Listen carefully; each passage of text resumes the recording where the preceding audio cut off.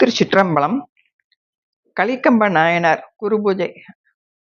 அவரு கடலூர் மாவட்டத்துல திருப்பெண்ணாடகம் என்ற திருத்தலத்துல அவதரித்தவர்.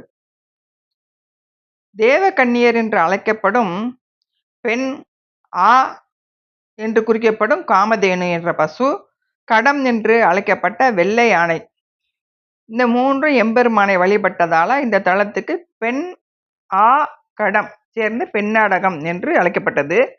இது தலத்தினுடைய சிறப்பு. இந்த நகர்ல உள்ள தூங்கானை மாடம் என்ற சிவ தலத்துல எழுந்தருளி இருக்கக்கூடிய எம்பெருமானை துதித்து வாழ்ந்து வந்தவர் தான் கலிக்கம்பர். அவருக்கு தொண்டு செய்வதோடு அவனை நினைத்து உருகக்கூடிய அடியார்களுக்கும் தொண்டு செய்யக்கூடியவர். சிவன் அடியார்களை வழிபடாட்டி சிறிதும் பயனில்லை என்ற உண்மையை உறுதியா கொண்டிருந்தார். சிவனடியார்கள் யாராக இருந்தாலும், எந்த குலத்தை சேர்ந்தவராக இருந்தாலும் அவர்கள் சிவனடியார்கள். அவர்களை உபசரிப்பதில் எத்தகைய குறையும் நேர்ந்துவிடக்கூடாது அப்படின்னு நினைத்திருந்தார். தம்மை நாடி வரக்கூடிய சிவன் அடியார்களுக்கு வீட்டில் அமுது அளித்து, அவர்களுக்கு வேண்டிய பொருளையும் பொன்னையும் அவங்க என்ன வேண்டுங்கிறாங்களோ அதெல்லாம் மனமுவந்து அளித்து மகிழ்வோடு வழி அனுப்பி வைப்பாராம். ஒரு முறை அவரை நாடி வந்த சிவனடியார் அவர் வாராரு. அவரை மகிழ்வோட திருவடி பூஜை எல்லாம் செஞ்சு அந்த கலிக்கம்பர் அவரது மனைவி சிவனடியாருக்கு சுத்தமாகி அறுசுவை உணவு எல்லாம் படைத்து கணவருடன் களைய நீர் எடுத்துட்டு வரார். அப்படி வரும் பொழுது அங்க இருக்க சிவனடியாரை கண்ட உடனே அவருடைய முகம் மாறிடுது. அவருடைய முகத்துல கொஞ்சம் அருவருப்பு, அப்படியே கொஞ்சம் முகம் சுளிக்கிறாங்க.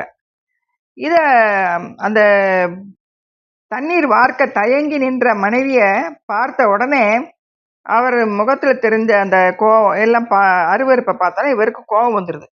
பக்கத்துல இருக்க வாளை எடுத்து மனைவியுடைய கரத்தை வெட்டிடுறாரு.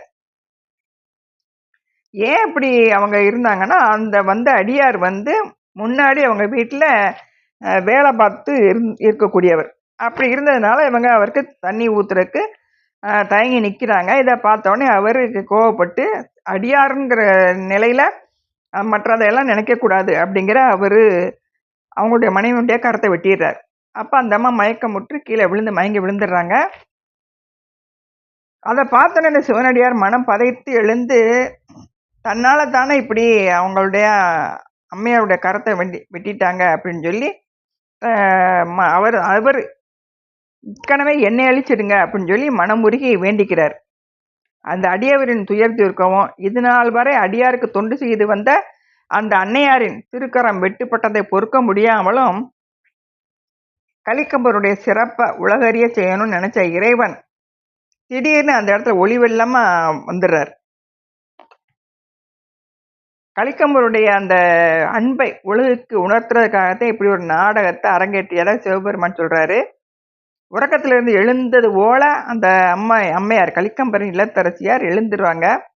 மூவரின் இறைவனுடைய பாதம் பணிந்து மனம் முருகி நிற்கிறாங்க. எம்பெருமானின் அருளால இயன்றவரை தன் மனைவியோட இணைந்து சிவத்தொண்டுங்கள்லாம் செஞ்சு வர்றாரு. அப்புறம் இறைவனுடைய திருவடி பேரு போய் சென்று அடைகிறாங்க.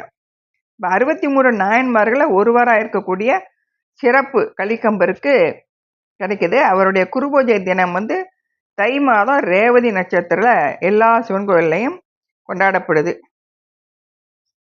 திருச்சிற்றம்பலம். கலிக்கம்ப நாயனான் திருவடிகள் போற்றி போற்றி, அம்மையப்பன் திருவடிகள் போற்றி போற்றி. திருச்சிற்றம்பலம்.